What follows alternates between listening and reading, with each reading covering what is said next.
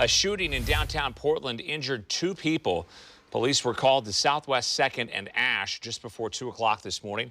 We saw roads blocked off and one person being treated and loaded into an ambulance. We're told the victims are expected to survive. Police have not made any arrests. This comes after 9 other shootings in just the span of 16 hours in Portland. And here's a look at where they happened. They started just after noon on Tuesday, and police kept receiving calls until about 4:30 yesterday morning.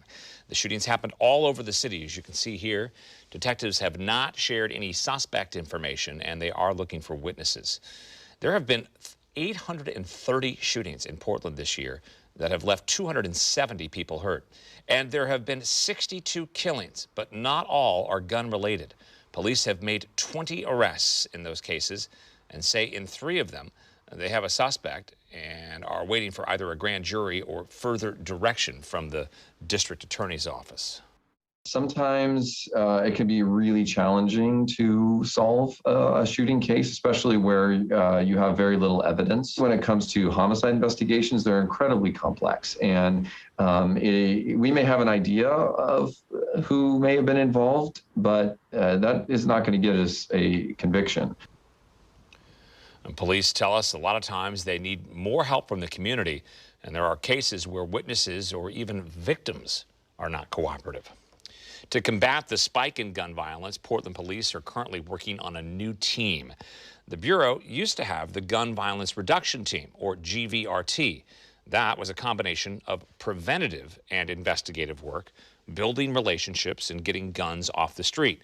But there was concern about how that work was being conducted, and the team was disbanded when the police budget was cut last year. Since then, of course, we've seen this spike in shootings and deaths. This year, the Enhanced Community Safety Team, or ECST, was established, but it only works in an investigative capacity. The team responds after a shooting to gather evidence and talk to victims and witnesses. And that brings us to the new unit in the works called the Focus Intervention Team, or FIT. It would focus on prevention and have a community oversight group. Months after it was announced, though, police are still trying to recruit sergeants.